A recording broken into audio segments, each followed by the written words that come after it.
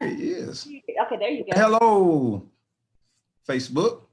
Hello. And everybody out there in the world. We're just glad to see everybody here to participate and listen to us as we share with a Facebook friend of mine.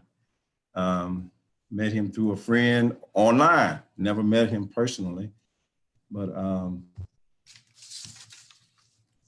I got just a little bit, I got a brief, I got a condensed version of his bio here. Dr. Lee, he's a physician, entrepreneur, nationally celebrated author, international speaker. He's the CEO of a personal development enterprise. He's a former U.S. flight surgeon. He's the author of inspirational memoir, Well, My Mom Says. And his latest one is PERSIST. He's a columnist. He was named the top 40, under 40 in the Sacramento Business Journal, and the Business Journal and Drexel University. He's a husband and he's a father. He's out there in California. We won't hold that against him. He has 5 children and he enjoys being out there on the coast with them. And we've only met, like I said, by Facebook, only talked a little bit. And he's a very busy person, but very, very down to earth, very friendly guy. And he's here to share some words of encouragement, motivation. I don't know who all we have here on the Zoom, but if y'all come in, I'm sure he'll be glad to answer any questions if any of you would like to come in on the end of it. But I just want to take this time out. I know he's busy. You'll see him. He's in just a minute. So he's taking a break from doing whatever he's doing. But thank you for being here. And I will introduce and present to all of you, Dr. Clarence Lee Jr. Excellent. Thank you, Michael. I appreciate it. I'm happy to be on. I'm here in my clinic here. I've got patients here in a little bit, but this is important to me. So I wanted to be on, and I'm happy to be here. I just wanted to get, we're going on Facebook too, right? So we have students. Right. As well. We're live on Facebook. Okay. Excellent. So I've got a little presentation I wanna roll through. So I'm just gonna share my screen really. A host has disabled screen sharing. Uh-oh. Is there any way the host could open up the screen sharing for me? I think Aura. I'm sure now because you, is this the one, the one that you sent me that you usually show? Oh no, I've got it. No, I've got it. It's okay. Because I was gonna say we showed one of you, but it may be the same one. But you go ahead and show what you got there. Yeah, I just want to pull up my I just want to pull up my presentation really quickly here, and then we will get going. So I'm gonna try this. Hopefully the technical difficulties won't stop me here. Let's see. Google Chrome, we're going to share.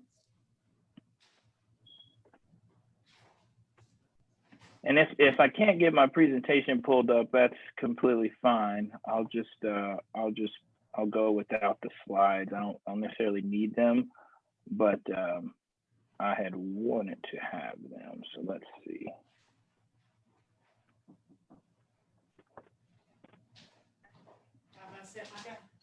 That's okay. Yeah, well, I'll go without my slides, and I'll just have them here in the background. Basically, I just wanted to share on a couple of things today. I know I've got about 30 to 45 minutes, and I was hoping to be able to open it up for some questions after I am done. But today, I really wanted to share about dream chasing. So basically threefold things I wanted to do: share a little bit about my story, how I got to where I'm at, some of the things that I went through, and then I'll share a little bit about some of my professional my professional journey, how that has been, and then I really want to open it up to see if anyone has any questions for me, and I can add some value for all the attendants here. So originally I'm from Kansas City, Missouri. I moved around a lot as a kid. It's my understanding that you guys are close to Memphis, yeah? Close to Memphis. Okay, so I went to high school. I moved around a bunch, born in Missouri, but I went to high school in Memphis, Tennessee. I went to White Station High School, and I graduated from, so I'm a product of the Memphis school district, and went to White Station, graduated from there, and from there went to college. Yeah, I studied biology in college, and I'll talk a little bit about my journey to get into medical school. But I, eventually got into medical school, joined the U.S. Air Force, and was a flight surgeon for them. I'll talk a little bit about that. And now I'm out. I work for a large organization, seeing patients as a medical director here in Southern California. So, my story is one of a lot of persistence. So I'll talk a lot about persistence today. So the first thing that, first story I wanted to share and talk about are, and I usually have a slide, but I wanted to talk about failures in life. And so many times it's really cool for students to see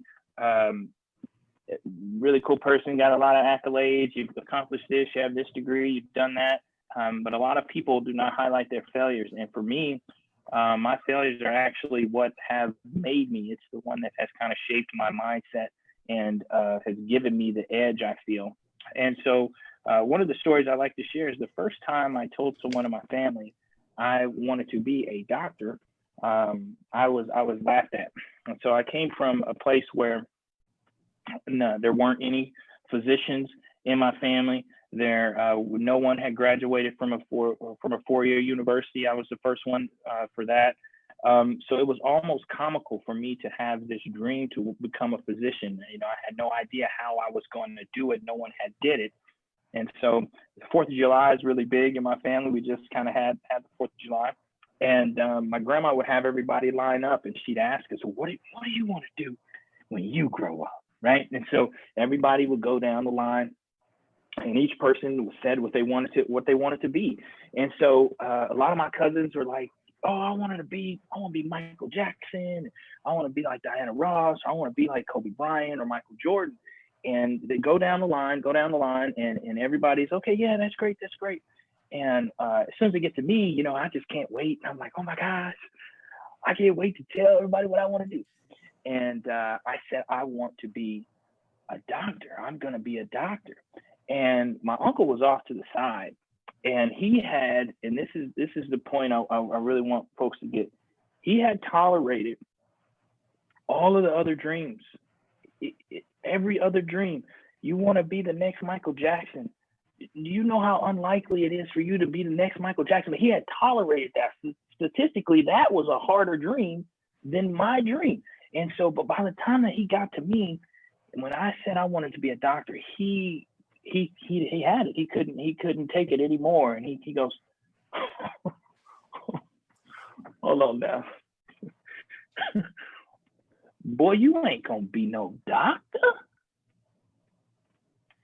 And so I'm 8 years old, and I'm trying to figure out, how do I process this? This is an adult in my family. This is somebody that is supposed to be encouraging and supporting me. And here I am, 8 years old, and he's pushing my dream down. So the first point that I want to share with folks that are on here and folks that are going to watch this later is there's going to be times, if you are a trailblazer, and I'm going to talk about blazing a trail. If you're a trailblazer, there's going to be times where you're going to have to protect your dream. You are going to have to be the one that protects your dream.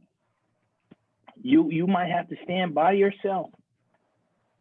And folks might not believe that you can do what you think you can do. And that's completely fine. And that is absolutely okay.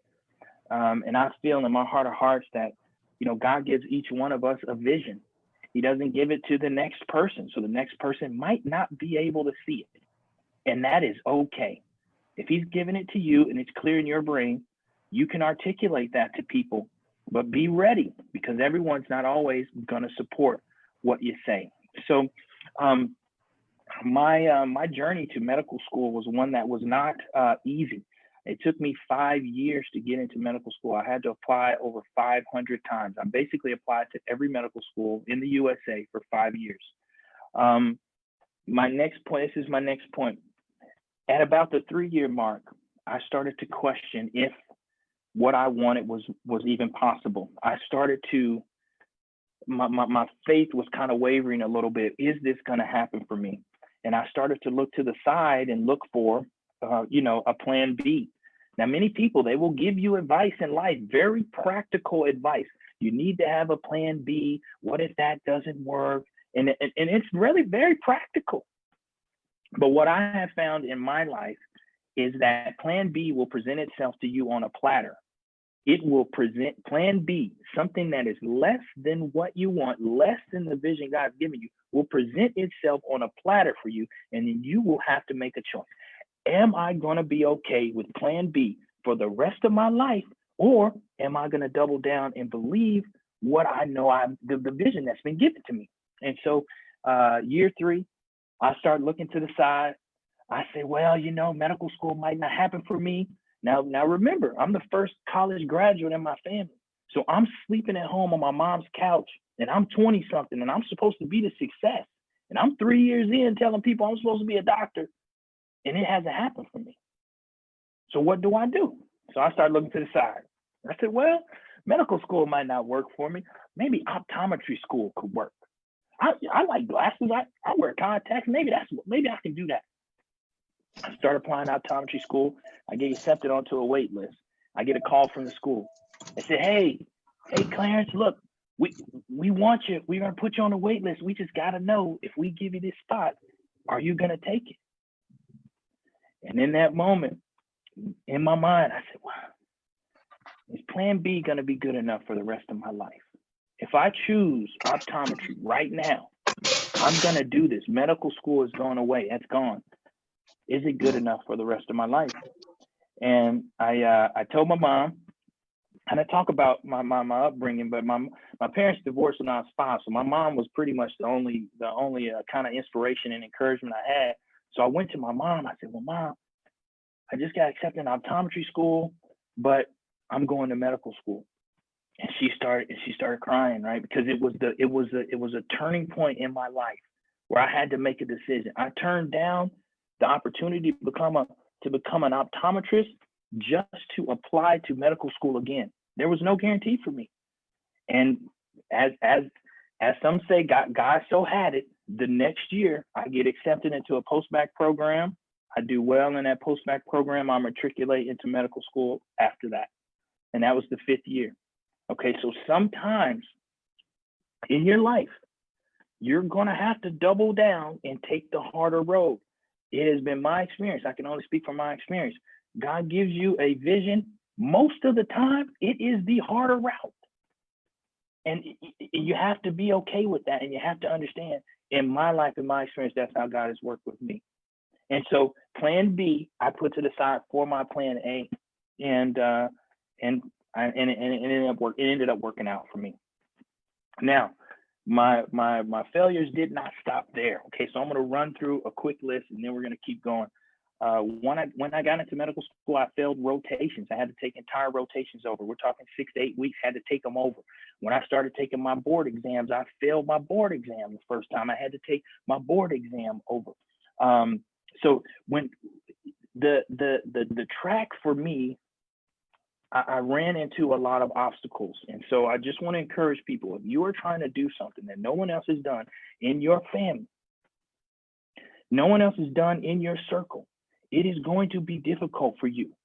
I had a mentor that took me under his wing. It was a doctor, a brother. My mom was a nurse. And so she was in the hospital. So she got me some mentors really early in life. So I had some mentors, and she specifically found some brothers, dudes that looked like me, that were where I wanted to go, took me under their wing and they said, hey, listen, you're picking the harder route. If you're going to go medicine, you're picking a harder route. It's going to be difficult for you, but that doesn't matter. Keep going. I'm not saying don't do it. What I'm saying is understand the route that you're taking is harder. Okay. So, for me, the failures didn't stop with the application process. They continued into medical school. They continued into licensing, and but again, the consistency and the persistence is a message that I want to get through, and I want folks to understand There's going to be times where you have to be persistent and just don't give up. Okay. So I get into medical school. I'm going to keep telling my story. I get into medical school and I come out and I start training in general surgery. So I joined the Air Force. I played basketball in college. I skipped over that. Then I got into medical school. I joined the Air Force. I was lucky to have a sports scholarship when I was younger for undergrad. I was trying to figure out how I was going to pay for medical school and didn't come from a lot of money. My roommate in medical school literally would call his grandma when tuition was due and say, Ma, tuition's due next week. It's $40,000. Can you just go ahead and pay the school? This is my roommate in college, in medical school. But I didn't have that. So I had to figure out, and this is the next point. Your dream, you're going to have to figure out what you have to do to keep moving towards your dream. Don't stop moving toward it. Just only consider options that are going to continue to help you go that way. Instead of looking for plan B, only consider options that are going to continue to help you go where you want to go. And so for me, I wanted to go to medical school.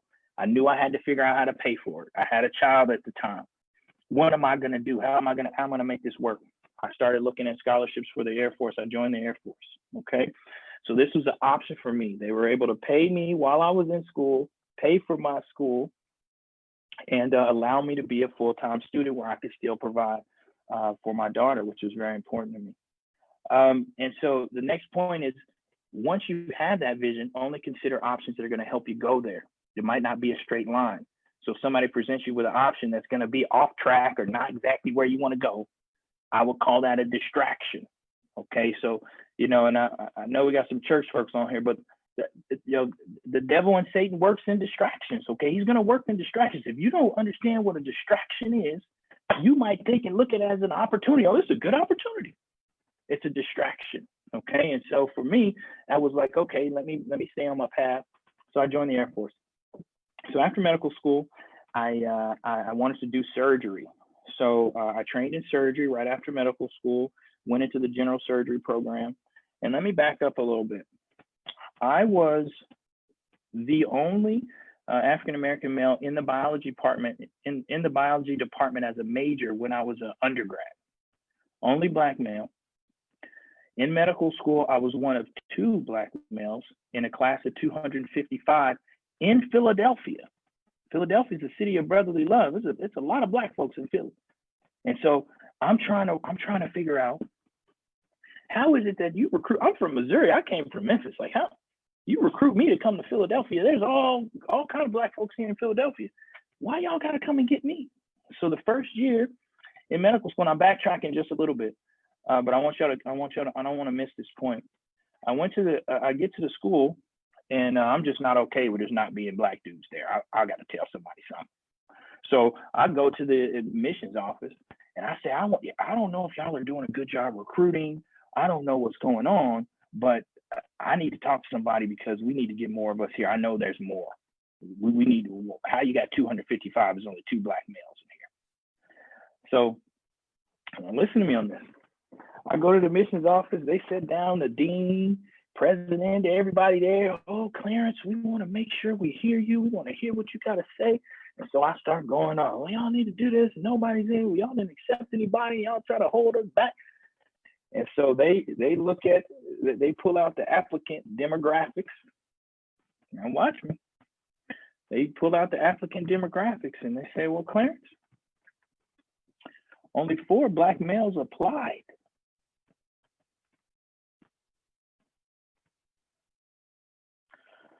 Only 4 Black males applied, Clarence, and 2 of y'all got in. That's 50%. That's higher than any rate of any other demographic that we got. So light bulb goes off in my head at that point. It's not opportunity, it's not access, it's mindset. Do you think this is really an option for you? So much so that you're going to do everything that's needed to get in the applicant pool. We're not even at the table. And so I'm just talking about medicine, but this is across the board now. Now I'm just talking about medicine. I'm telling my medicine story. So get yourself in the game. So if you're a young person, you've got a vision, professional, whatever your vision is, get yourself in the game. Get to the starting line. Get on the track. Get on the track. So if you say you want to go to medical school, the first thing I have so many students reach out to me. First thing they ask, oh my gosh, it took so long to go to medical school. I want to be a doctor and I finished undergrad. First question I ask, how many times have you applied? I haven't applied. Oh, I haven't applied. I didn't apply. I didn't apply. I didn't apply. We got to get ourselves in the game. We got to get to the starting line. We need to be in the pool. Okay. So I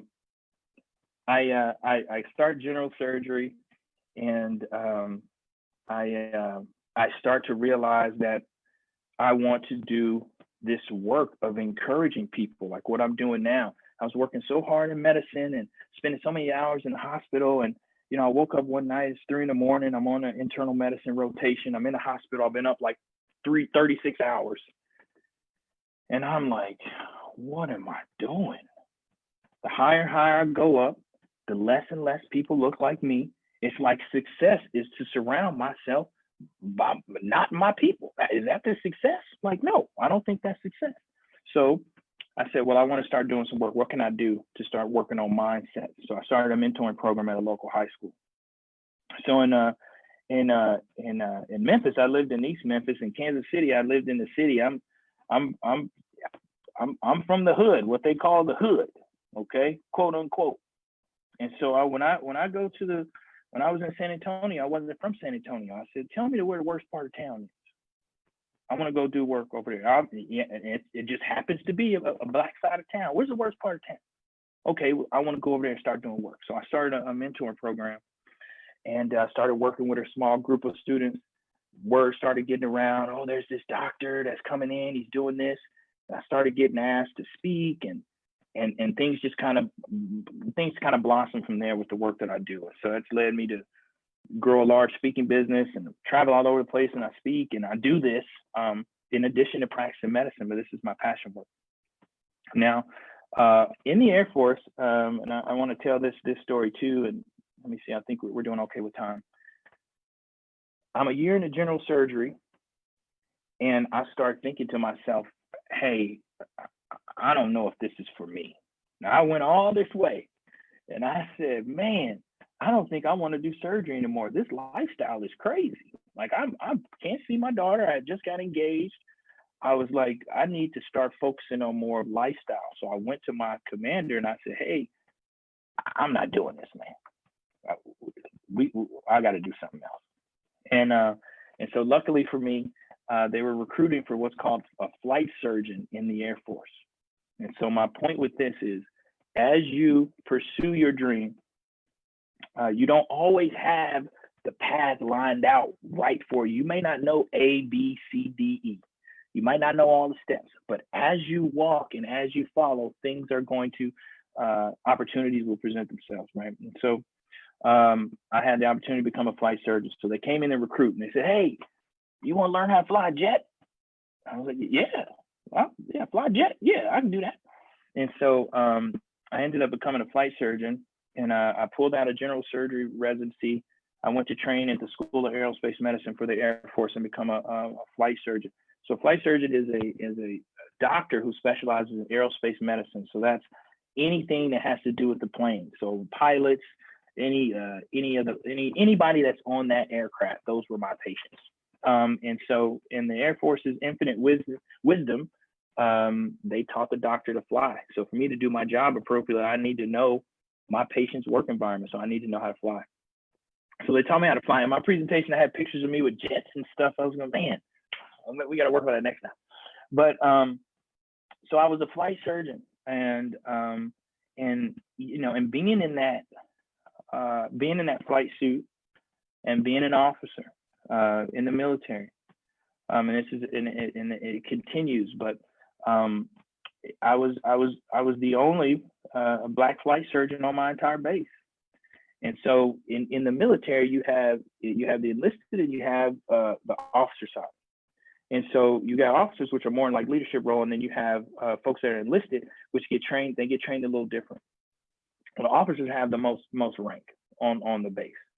And so to be a Black officer and be in a flight suit, there's a lot of visibility. from the enlisted side. And so I encourage each student, everybody that's on here, your success is more than just your success.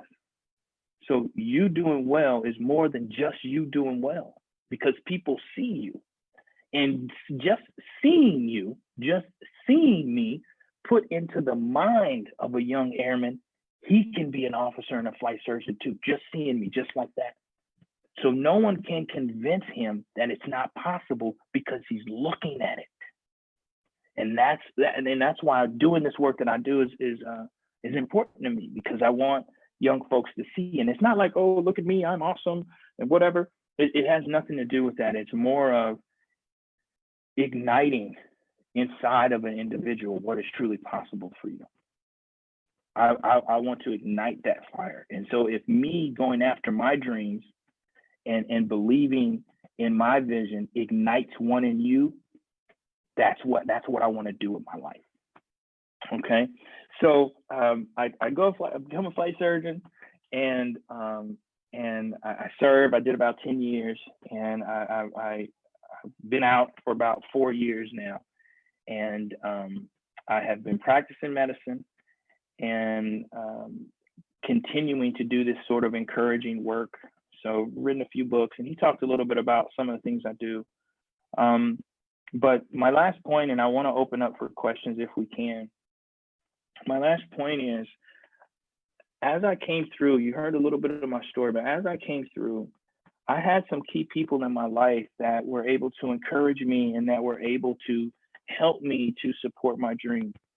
So each person, and it doesn't matter what age or stage of life, honestly, we need to surround ourselves with people that are going to push us up, encourage us, and this last one, which a lot of us don't like, but challenge us as well.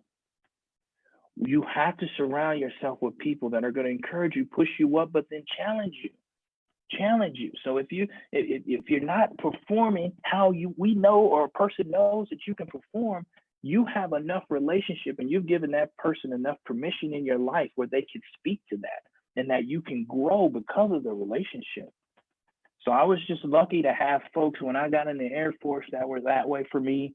And in medicine, if you're about to mess up, they're going to speak up. They're not going to let you. It's kind of like a part of the process of becoming a doctor. You're going to get that feedback. But that was in a structured setting in academia. What I'm talking about is in your life, putting that structure in place as well. And so, it's not always when somebody's coming to you and saying, hey, or pointing something out where you can grow. It's not always like they're coming from a bad place. That person might want the best for you. They really want the best. They really want you to grow, and they don't want to miss an opportunity to encourage you, right? And show you what you can really do. So I have been blessed to have those opportunities. I had a picture of my family, and I'll end with my family I'll take some questions if anybody has questions. But so for me, my dad left when I was 5.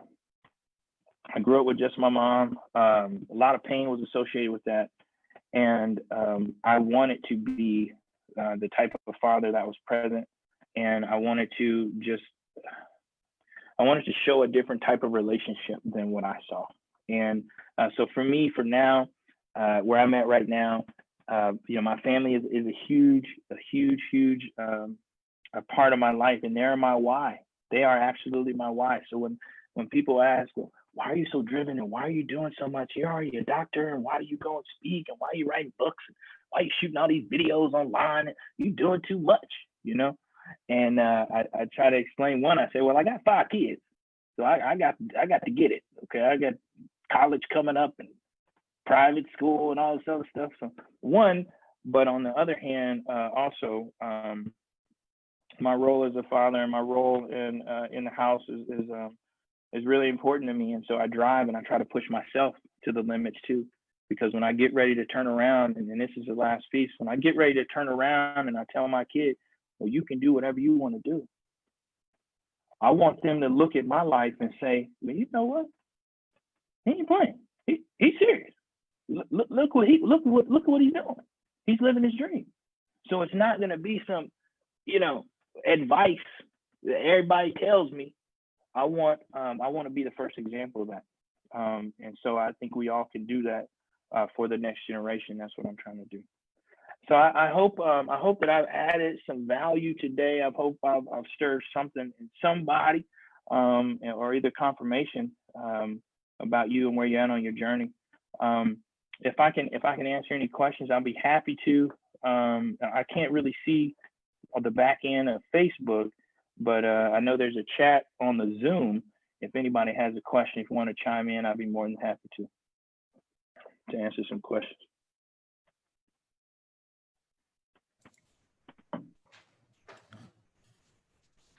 I kind of jumped in on some of it. I really enjoyed it. I've been in school for a very, very, very long time, still working for my bachelor's. I went the get married and have kids route first and kind of been sprinkling school throughout. And my ultimate goal is to be a family and marriage therapist. And so hearing your story really was inspirational, because it's hard, because it's like right now I'm doing this registered behavior technician thing that I just started at the beginning of this year. And I'm like, God, you know, like you said, you have opportunities to come up and you kind of like, you know, are you going to settle for plan B? And I was like, okay, I'm enjoying it, but that's not the vision that God put before me. You know, that's not what my ultimate path is, you know. And it's like my path it's hard, but I'm like, it's to finish school and to go do the marriage and family therapy thing. So it's, you know, I thank you for your words, because it's like I'm really trying to. Sometimes it's hard to keep pushing through when it seemed like it's taking so long. And I'm like, I'm still working for my bachelor degree. I'm like, I still have to go and do the master's thing. And I'm like, oh Lord, I don't know if I have that in me. And it's like, if I just pay attention and keep focused. Like you said, if it took you 5 years, I know, God bless me, I'll be able to do it. Just gotta hold on. Absolutely. And I'll just share this with you. I've never had a patient ask me how long it took me to get into medical school. Where I'm at right now, it is literally irrelevant, you know. Yeah. But at the time, it seemed like it was everything. I mean, I was right in the thick of it, so it seemed like it was just such a hard struggle at the time. And now it's an afterthought. And now I actually have to bring it up. I have to go out and tell people and remind people about it. And so I would just encourage you. I do believe, you know, God uses every one of those struggles and everything that you're going through. Once you get to that therapist side, you're going to be able to go back and encourage somebody in the same position. And that's where I'm like, well, each journey along the way has a lot of value, because then you'll be able to give strategic encouragement to people, you know, afterwards. So keep pressing. Thank you for that. Thank you for sharing. Okay, I got one. So did you have to obtain student loans on your journey? If so, do you recommend a route to others who may not have scholarships? Yes. So I was fortunate enough in undergrad to play a sport, and I'll tell a quick story. And because we have a lot of athletic talent in our community, I played in the NCAA. I had 4 years of scholarship money, and that fourth year, the way the NCAA rules work is if you play 4 years and you're not done with your degree, there's no more money for you. And so our kids, if we got athletic talent, you know, we need to go in understanding that we can negotiate on the front end for 5-year scholarships so that you will have time to finish your degree. When I was playing, and I'm kind of sidetracking, but it goes back to student loans. So when I was playing, my sports was first. So everything that had to do with sports was first. So I had to go to pre-workouts. I had to do film. I had to exercise, and then class was the last thing, which is the weirdest thing. You would think I'm going to college, and now everything else is more important because I'm an athlete. And so a lot of students in our community, which have athletic talent, sometimes end up going to play a sport at school, and they don't come back with a degree. And so for me, what I ended up doing is I went to after the 4th year, I wasn't done. I needed another semester. I went to the vice president of the university, and I asked for a meeting with him. And I said, sir, I played sports here. Look at my transcript. I'm trying to go to medical school. I couldn't go to my biology lab class because it was right in the middle of my practice time. I need some money so I can finish my degree. And he pulled some strings, and I got myself some money. So I was lucky to not have to carry the same amount of loan debt as a lot of other students. But when it comes to scholarships, I would say exhaust all of your efforts. Instead of saying, oh, I would ask the same question: how many scholarships did you apply to? And if it's less than 100, you didn't do enough Google searching. Wow. There's a lot of scholarships available. So many of us, like I'm saying, I cannot make this up. I went to the admission. I went to everybody at my medical school. I'm stomping my foot. Hey, the black people in there, what's going on? We're not even in the applicant pool. It's the same for the scholarship applicant pools. It's the same. So, I would just encourage, before you say you don't have scholarships, if you haven't applied to at least 100, I would say you got some more looking and applying to do, because there's a lot of money out there. And then obviously, I did the military route as well. So in the military is not for everyone. So I don't always recommend that as a route for everyone. My dad was a Marine, so I kind of got to see a little bit of a military through him, but it was something that I wanted to do, and it was a route that I took.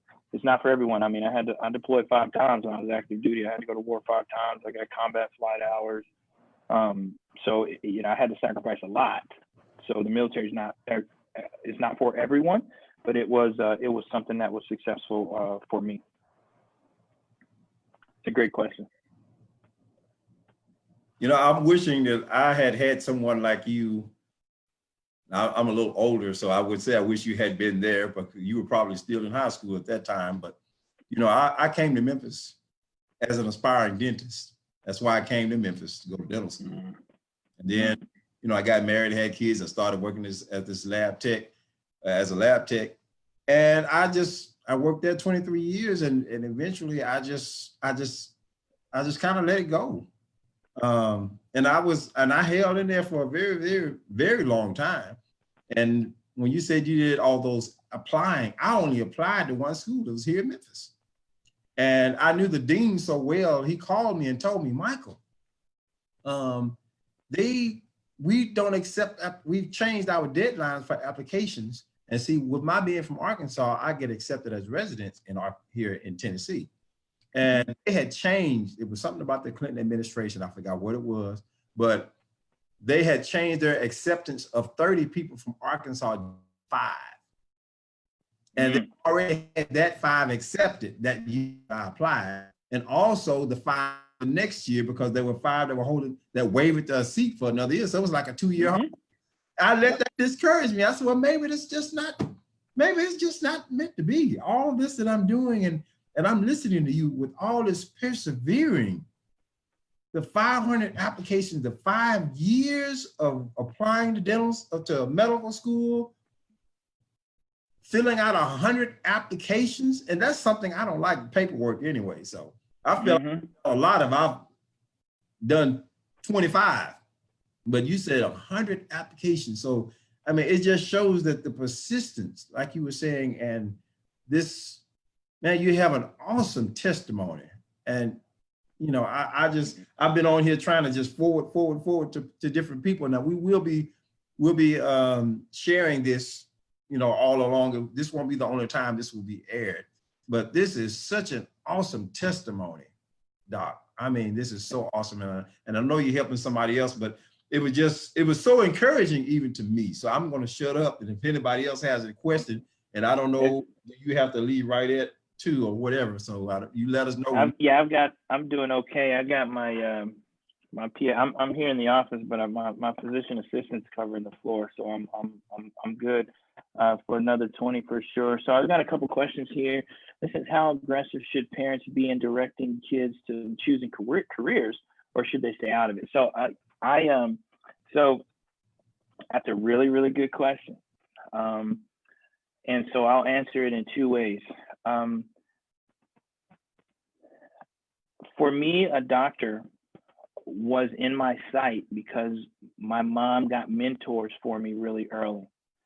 So as a parent, I look at it as if you're able to expose your child to as many career fields as possible, then that gives them, they can make an educated decision. They can weigh what they like, they see what this is like, and they can really decide with all of the options on the table.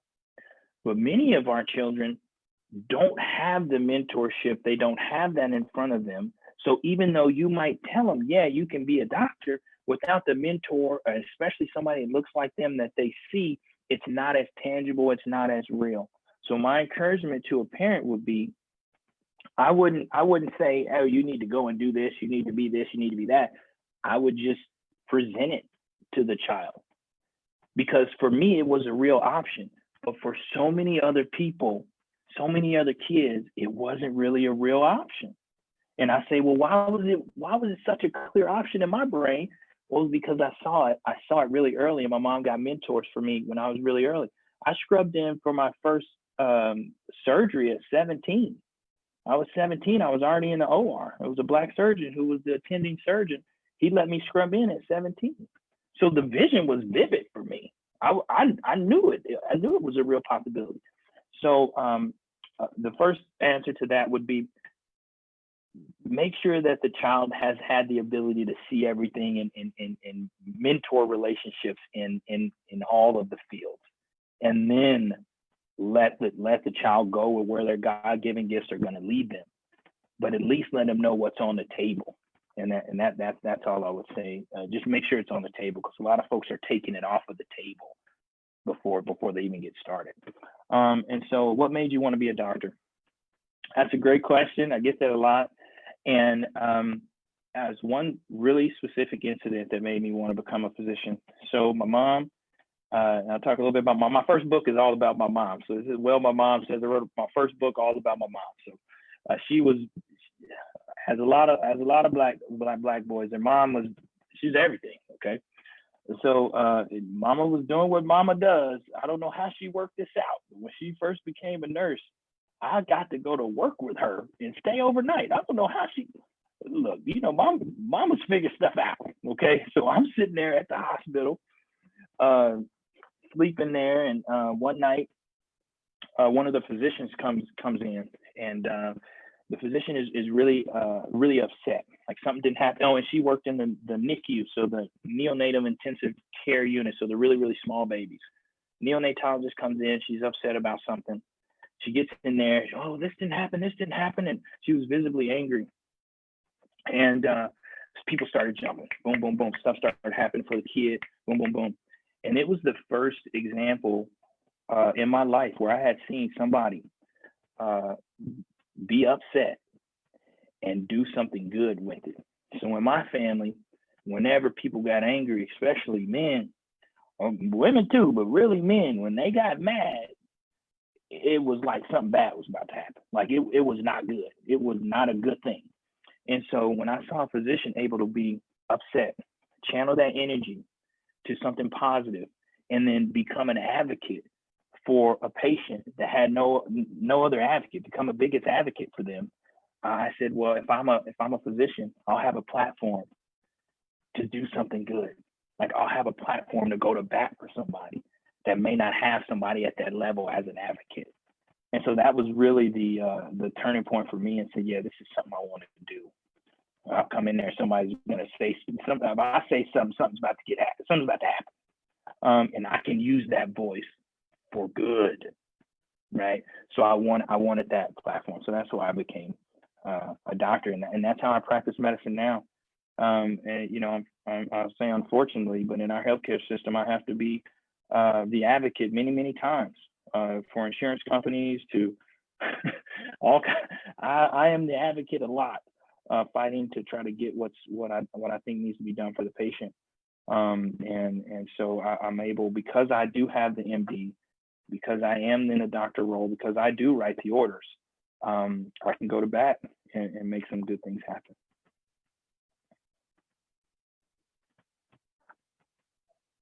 Any other questions? I think I went through them all.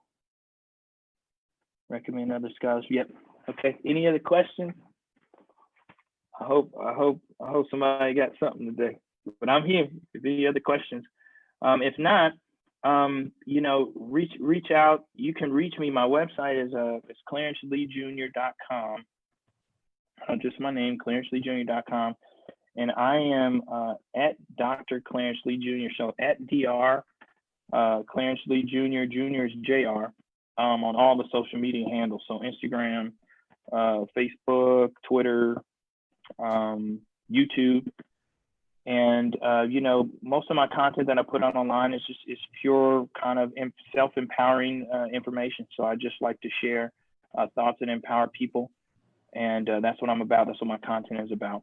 For everyone here, Michael, I will email you a link. I'm going to give my my first book away for free to everybody. I'll give them my first ebook away for everybody. So I'll send you a link where people just need to go in and log in, and they'll be able to get access to the book. So my website is ClarenceLeeJr.com, and I can put it over in the chat. It's my website, and this is my social media handles everywhere.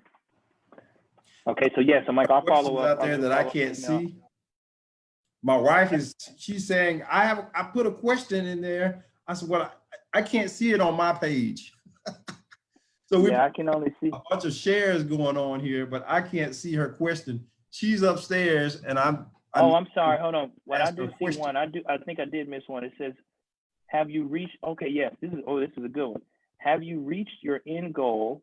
And if so, how many years did it take you to reach your end goal? So no, I have not reached my end goal. I still have several things that I want to do, but the next my next goal that I'm going after right now is to open my own line of urgent care clinics. So I want to go into the ownership role in medicine and actually create a practice where I can kind of influence how medicine is done and cater to folks. So that's my next goal. So I currently am employed by a large employer. So my next step is to go out and open my own urgent care clinic, several. And I want to continue to write books. So I've written 2. I want to write another book, several books. I just want to keep writing books because I got so much to share. And then, you know, eventually, you know, my end game is just to be able to create wealth in my family, so that I'm able to pass on a legacy to my children. And I think many of us, because of the struggle, you end up having to juggle a lot of things. You might have to juggle work and this, and you know, you juggle a lot, and you can't just really focus on one thing. And so, you know, my goal, my end game goal, is to create that generational wealth so that my family won't necessarily have to do all the juggling that I had to do as they come through. So haven't quite got there. Any regrets? Oh, we got some questions coming in now. Good. Any regrets? You know, I don't necessarily, I don't have regrets. I think every situation in my life, I have, maybe not at the time, but I've been able to see that there's been some benefit for me. There's been some growth that has happened. There's been some lessons. And you know, one of the biggest pieces, and I didn't really talk about that, but my first marriage failed. And I was away from my oldest daughter lives in Texas now. I live in California, and that was something that I've had a lot of pain in my life from, because my dad wasn't there, and it was one of the things I never wanted to do. And so it was being that absent father, and I ended up being separated from my kids. So a lot of people, do you regret that? And I don't regret it, because I am so passionate now about my family and my wife, and God sent me my wife. We've been married 8 years. We have four children at home, and my oldest is in Texas. I don't necessarily regret it, because it developed a passion and a fire in me for my family and my kids that I have at home. And I never take for granted the fact that my child is there when I wake up, and I can see them when they wake up. And the reason why I have such a perspective on that is because I have one child that I don't get to do that with. So I think God uses everything. So I wouldn't say I have any regrets at all. That's not because of my choosing. So that's not like, oh, because I did everything right. No, that's not. No, no, I've messed up and failed a lot. But I just think I do see how He's worked through all of my shortcomings and failures.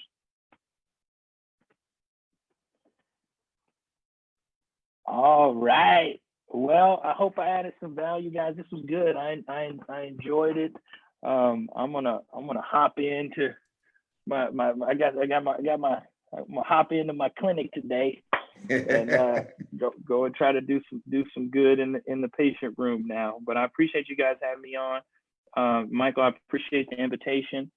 I don't take these things, I don't take them lightly at all. So to get a platform and have an invitation to speak, I take it really seriously. So I appreciate that, because this has been an opportunity for me to share my gift, right? So I appreciate the opportunity.